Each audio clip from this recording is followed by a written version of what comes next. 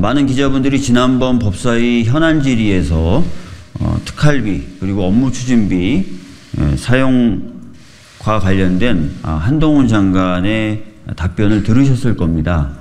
한동훈 장관은 하얗게 그래서 내용을 식별할 수 없는 형태로 복사가 된 업무 추진비 증빙자료, 카드 영수증이죠에 대해서는 그것이 휘발돼서 그렇다라는 답변을 했습니다. 휘발돼서 그럴 수도 있겠죠.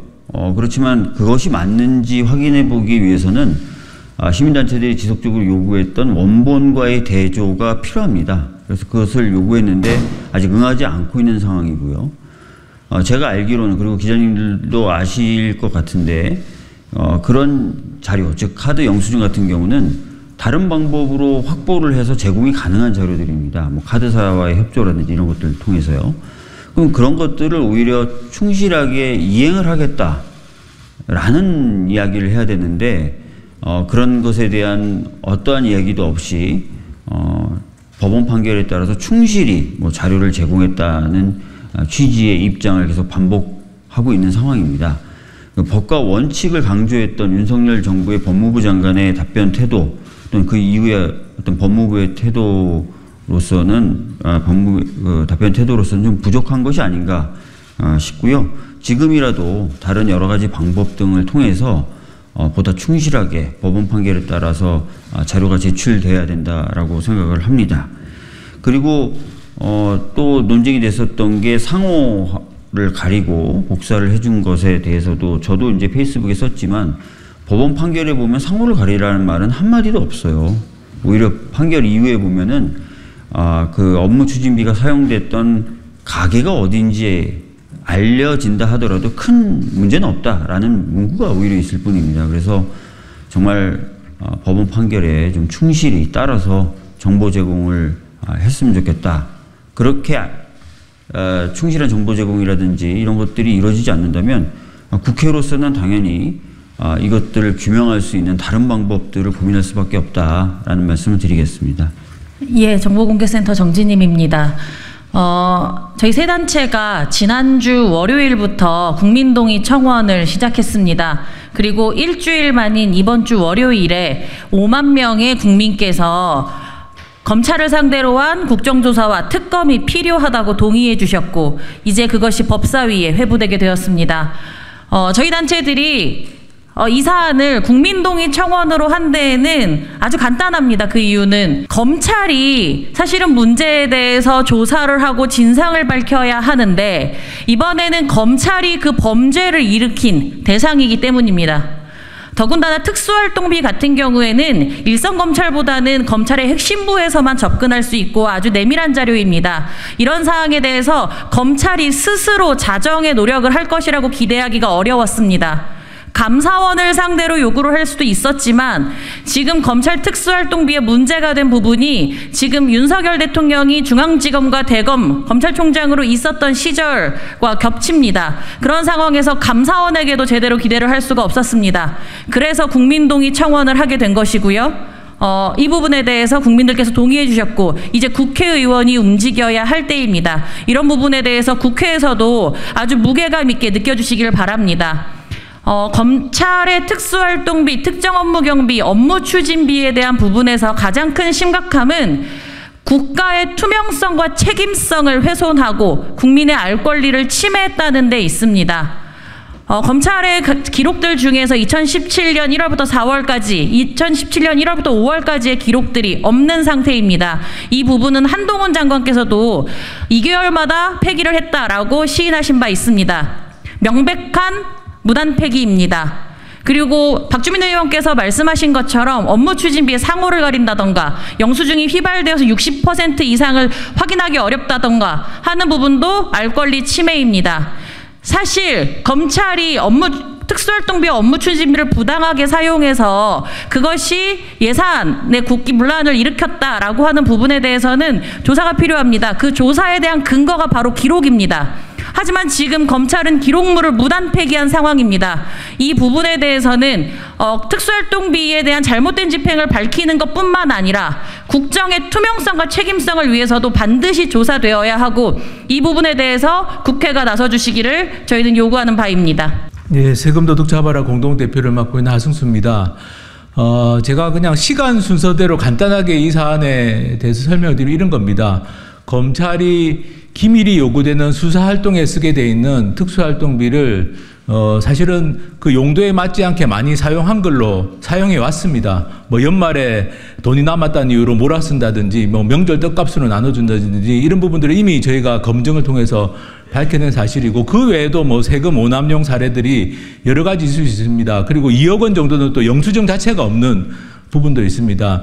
이렇게 세금을 오남용해왔던 검찰이 아마 뭐 그게 한동훈 장관은 2달에 한 번이라고 하지만 2달에 한 번인지 뭐 6개월에 한 번인지 1년에 한 번인지는 아마 수사를 해봐야 알 것 같습니다. 근데 어쨌든 그렇게 세금을 용도에 맞지 않게 오남용하던 검찰은 그 자료들을 아마도 불법적으로 폐기까지 했던 걸로 보입니다.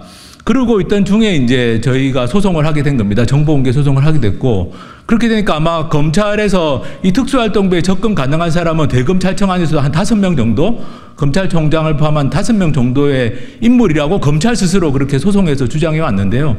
그 정도의 인물들 중에 누군가가 이제 아마 공판을 담당하는 검사들에게 소송 걸렸으니까 없다고 해라. 정보 부존재라고 주장해라. 그래야지 우리가 소송에서 좀 유리할 것 같다. 아마 이런 판단들을 했겠죠.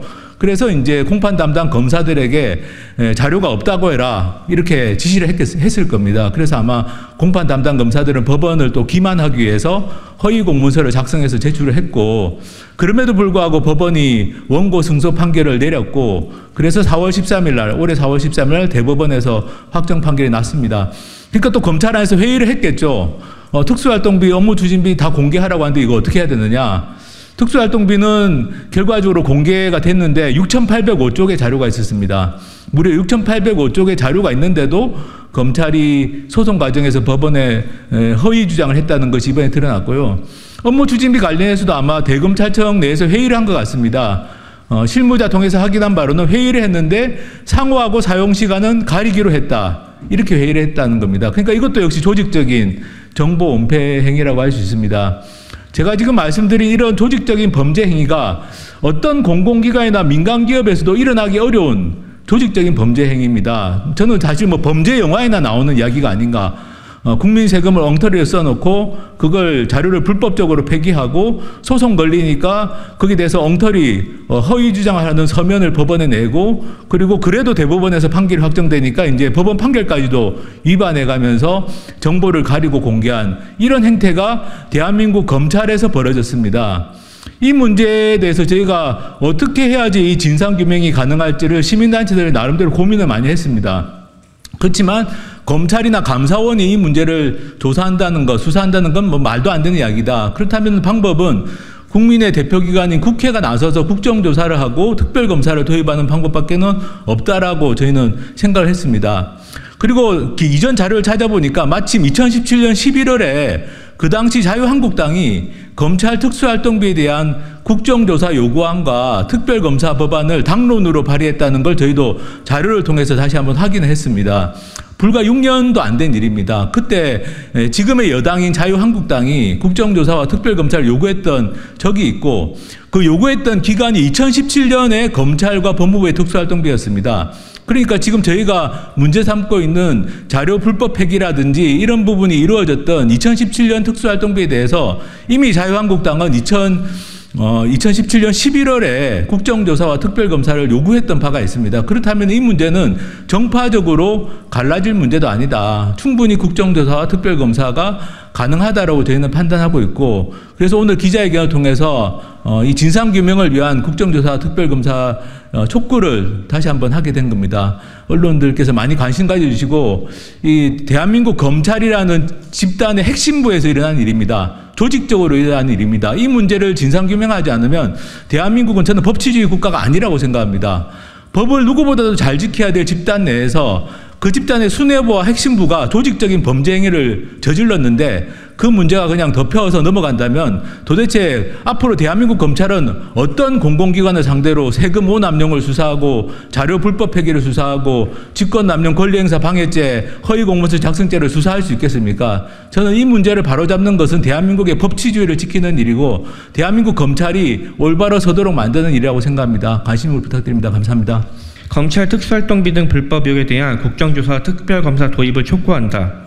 세금도둑 잡아라 투명사를 위한 정보공개센터 함께하는 시민행동은 뉴스타파 협력하여 지난 6월 23일 검찰의 특수활동비, 업무추진비 등 관련 자료를 사상 최초로 공개받았다.